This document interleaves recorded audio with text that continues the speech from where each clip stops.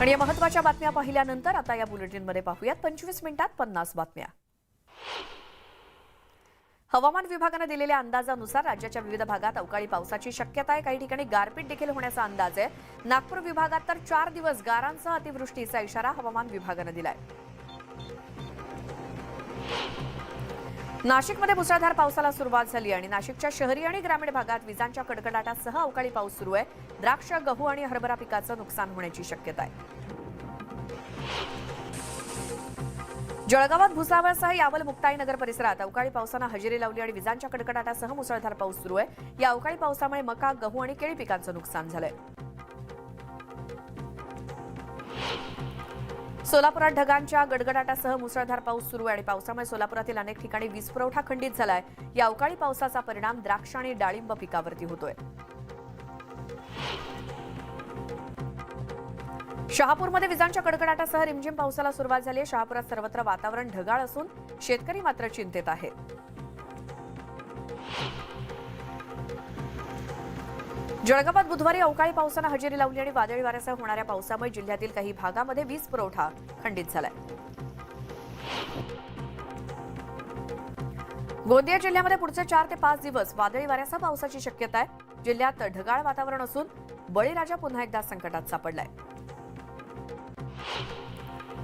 महात्मा ज्योतिराव फुले शेतकरी कर्जमुक्ती अनुदानाची तिसरी यादी जाहीर करण्यात आली आहे। धाराशिवच्या 406 गावातील 5000 शेतकऱ्यांना कर्जमुक्ती अनुदान योजनेचा लाभ मिळणार आहे। नवी मुंबईच्या एपीएमसी बाजारात कलिंगडाची मागणी वाढल्यानं कलिंगडाच्या दरात वाढ झालेली आहे। कलिंगडाला घाऊक बाजारात प्रति किलो 10 ते 15 रुपये तर किरकोळ बाजारात प्रतिनग 70 रुपये ते 100 रुपये इतका भाव मिळतोय। खानदेशात मका हंगामाला सुरुवात झाली असून सध्या आवक कमी झाली असून मक्याला 2250 रुपये दर मिळालाय।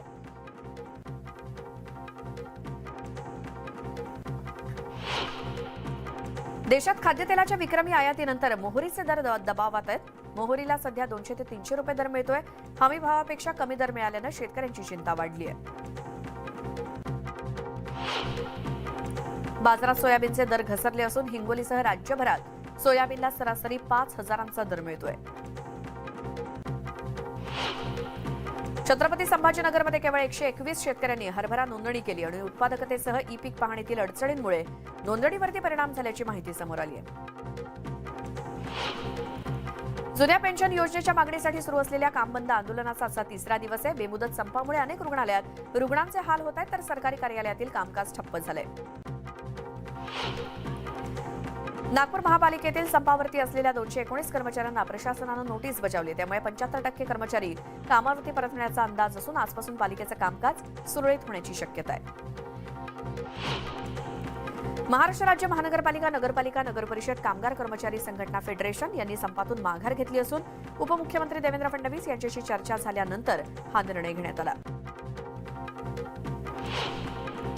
नाशिकहून मुंबईकडे निघालेल्या आंदोलक शेतकऱ्यांच्या शिष्टमंडळाची आणि मंत्री दादा भुसेंची बैठक पार पडली। मात्र या बैठकीत कोणताही तोडगा निघाला नाही। त्यामुळे आज पुन्हा एकदा मंत्रालयात बैठक होणार आहे। नवीन व्हायरस H3N2 या संदर्भात मुख्यमंत्री आढावा बैठक घेणार आहेत आणि या बैठकीला आरोग्यमंत्री आणि सर्व अधिकारी उपस्थित असतील। बैठकीत काय उपाययोजना करण्यावरती निर्णय होण्याची शक्यता आहे। मुंबईमध्ये इन्फ्लुएन्झाचा धोका दिवसेंदिवस वाढतोय। मुंबईत सध्या H3N2 व्हायरसचा संसर्ग झालेले 11 रुग्ण सापडलेत। वाढती रुग्णसंख्या लक्षात घेता कस्तुरबा हॉस्पिटलमध्ये 10 बेडचा आयसोलेशन वॉर्ड तयार करण्यात आलाय। एकीकडे राज्यात 2 H3N2 विषाणू बाधित रुग्णांचा मृत्यू होत असताना आरोग्यमंत्री तानाजी सावंत मात्र H3N2 ने मृत्यू होत नसल्याचं सांगतायत। सकाळी H3N2 हा धोकादायक नसल्याचं सांगायचं आणि संध्याकाळी सभागृहामध्ये दोघांचा मृत्यू झाल्याची माहिती द्यायची। अशा 2 टोकाच्या विधानांमुळे आरोग्यमंत्री तानाजी सावंत पुन्हा एकदा चर्चेत आलेत। मेडिक्लेमसाठी आता 24 तास ऍडमिट होण्याची आवश्यकता नसेल। बडोद्यातील एका प्रकरणानंतर ग्राहक न्यायालयानं हा मोठा निर्णय दिलाय। हाय स्पीड ट्रेनच्या कामाला आता वेग आलाय। बीकेसीतील स्थानकासाठी हिंदुस्थान कन्स्ट्रक्शन कंपनी आणि MEILला 3681 कोटींचं कंत्राट देण्यात आलंय। सोलापूर विभागात रेल्वे लाईन दुरुस्तीच्या कामासाठी रेल्वेगाड्यांच्या वाहतुकीमध्ये बदल करण्यात आले। गोंदिया ते कोल्हापूर आणि कोल्हापूर ते गोंदिया महाराष्ट्र एक्सप्रेस 21 ते 23 मार्च दरम्यान रद्द करण्यात आली आहे। त्यामुळे प्रवाशांची गैरसोय होणार आहे। G20 परिषदेच्या पार्श्वभूमीवर नागपुरात कडेकोट सुरक्षा व्यवस्था ठेवण्यात आली. 20 आणि 21 मार्चसाठी नागपूर शहर नो ड्रोन झोन घोषित करण्यात आले. नागपुरात चौकात पोलीस तैनात करण्यात आले.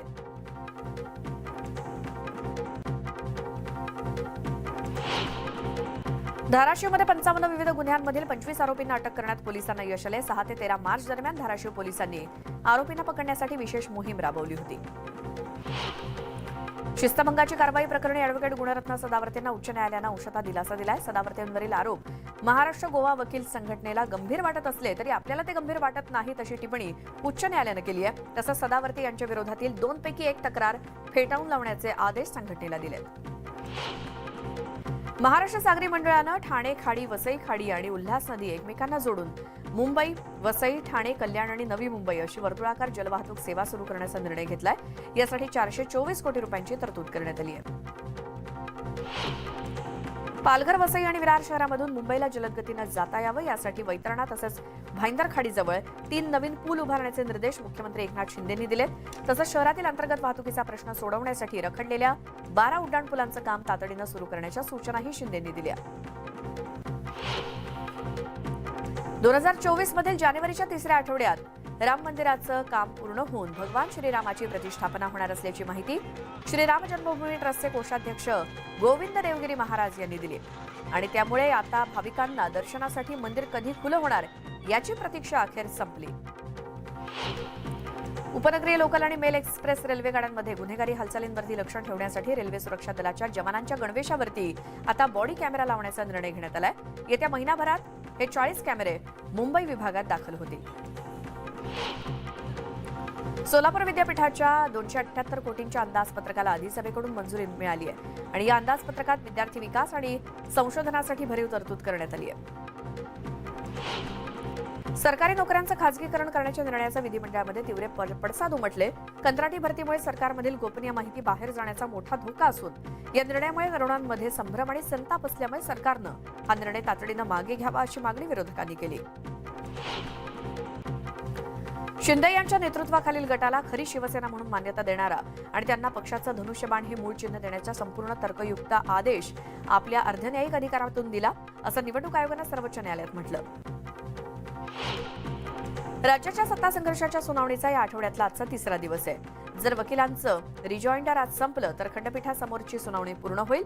जर युक्तिवाद सुरूच राहिला तर सुनावणी पुढच्या आठवड्यात पुन्हा जाण्याची शक्यता आहे. राज्याच्या अर्थसंकल्पीय अधिवेशनाचा या आठवड्याचा 4था दिवस आहे आणि संजय राऊतांना आज विधान परिषद हक्कभंग समितीच्या वतीनं देखील नोटीस पाठवली जाणार आहे. यासाठी सकाळी 11:30 वाजता हक्कभंग समितीच्या सदस्यांची बैठक आयोजित करण्यात आली आहे. दीपक केसरकरांनी आमदार असताना ठेकेदाराकडून किती रुपये घेतले हे मला उघड करायला लावू नका असं वक्तव्य खासदार विनायक राऊतांनी केलं. तसंच मी खासदार असताना काय काय मागणी केली हे मला बोलायला लावू नका असा इशाराही त्यांनी शिवसेनेला दिलाय. छत्रपती संभाजीनगरच्या नामांतराच्या समर्थनार्थ मनसेच्या आजच्या रॅलीला पोलिसांनी परवानगी नाकारली. मात्र पोलिसांनी परवानगी नाकारली तरी रॅली होणारच असा निर्धार मनसेचे नेते सुमित खांबेकरांनी केलाय. कथित मनी लॉन्ड्रिंग प्रकरणी छगन भुजबळ यांच्यासह 52 आरोपींनी दोषमुक्तीसाठी अर्ज दाखल केला. या प्रकरणी विशेष पीएमएलए कोर्टात सुनावणी सुरू असून भुजबळांच्या वकिलांचा अंतिम युक्तिवाद पूर्ण झालाय. नाशिकमधील शिवसेनेचे आमदार सुहास कांदे यांचं राज्यसभा निवडणुकीतील मत रद्द केल्याप्रकरणी त्यांनी मुंबई उच्च न्यायालयात याचिका दाखल केली. केंद्रीय निवडणूक आयोगानं दिलेले आदेश रद्द करण्याची मागणी या याचिकेतून करण्यात आली असून या याचिकेवरती आज सुनावणी होणार आहे. अकोल्याच्या मूर्तिजापूर तालुक्यातील कंजरा इथे एका जनावरांच्या गोठ्याला भीषण आग लागली. या आगीत तब्बल 70 बकऱ्या, 20 बकऱ्यांची पिल्लं आणि 2 गायींचा होरपळून मृत्यू झालाय. शॉर्ट सर्किटमुळे आग लागल्याची प्राथमिक माहिती मिळाली आहे. या प्रकरणी मूर्तिजापूर पोलीस अधिक तपास करत आहेत. पुराच्या 10 गुन्ह्यांसह सुशिक्षित तरुणाच्या हत्येत सहभागी असलेल्या जहाल माओवाद्याला गडचिरोली पोलिसांनी अटक केली. प्रकाश उर्फ आडवे मुरे असं त्या माओवाद्याचं नाव आहे. नाशिकच्या त्र्यंबकेश्वरमधील ब्राह्मणवाडे गावात 4 वर्षांच्या चिमुकलीवरती बिबट्यानं हल्ला केला. बिबट्याच्या या हल्ल्यामध्ये चिमुकलीचा दुर्दैवी मृत्यू झाला. बुधवारी रात्री 7 वाजण्याच्या सुमारास ही दुर्घटना घडली. नैना कोरडे असं बिबट्याच्या हल्ल्यात मृत्यू झालेल्या चिमुकलीचं नाव आहे. मुक्ताईनगरच्या उचंद इथे कनिफनाथ महाराजांचा यात्रोत्सव सुरू आहे आणि या यात्रोत्सवासाठी विदर्भ, खानदेश आणि मध्य प्रदेशातील भाविक मोठ्या संख्येनं आले. पाकिस्तानचे संबंध आणि दहशतवादी फंडिंग प्रकरणी एनआयएनं कारवाई केली आहे. जम्मू काश्मीर आणि पंजाबमधील 11 ठिकाणांवरती एनआयएची छापेमारी सुरू आहे. केंद्र सरकारनं आत्मनिर्भर भारताच्या दिशेनं आणखी एक मोठं पाऊल टाकलंय. आता भारतीय रेल्वे चीनी चाकं वापरणार नसून आता भारतामध्ये दरवर्षी 80,000 रेल्वेची चाकं बनवली जाणार आहेत. बिहारचे उपमुख्यमंत्री तेजस्वी यादव यांनी सीबीआयच्या समन्स विरोधात याचिका दाखल केली आणि या याचिकेवरती आज दिल्ली हायकोर्टात सुनावणी होणार आहे. अबकारी घोटाळा प्रकरणी तेलंगणाचे मुख्यमंत्री केसीआर यांची मुलगी ईडीच्या रडारवरती आहे. केसीआर यांची मुलगी कविता आज ईडी कार्यालयात हजेरी लावणार आहे. रशियाचे राष्ट्राध्यक्ष पुतीन यांनी सायबेरिया दौऱ्यादरम्यान लढाऊ हेलिकॉप्टरच्या कारखान्याला भेट दिली. यावेळी पुतीन यांनी लढाऊ हेलिकॉप्टरच्या क्षमतांची माहिती घेतली.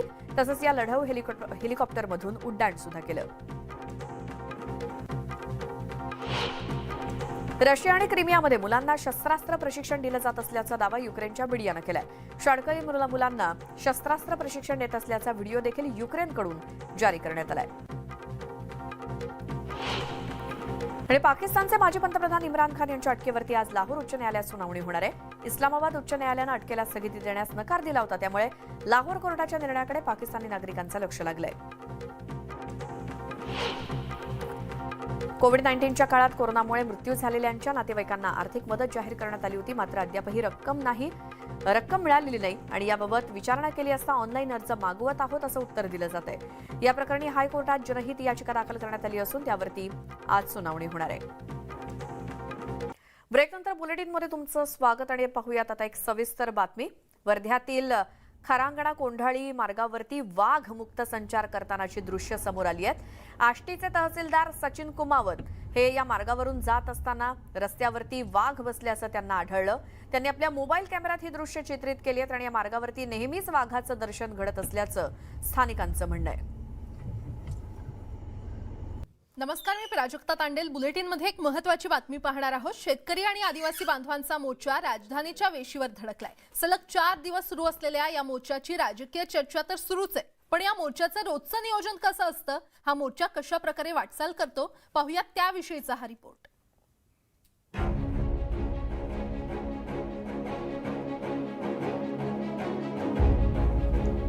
हजारो मोर्चेकरी मुंबईच्या दिशेनं निघालेत. अनवाणी पायांनी आणि मुलांना सोबत घेऊन सरकारला आपलं म्हणणं सांगण्यासाठी हे मोर्चेकरी मजल दर मजल करतायत. सैन्य जसं पोटावर चालतं तसंच मोर्चेकरीही पोटावरच चालतात. त्यामुळे मोर्चाच्या मार्गातच चुली मांडून सर्वांसाठी स्वयंपाक केला जातो.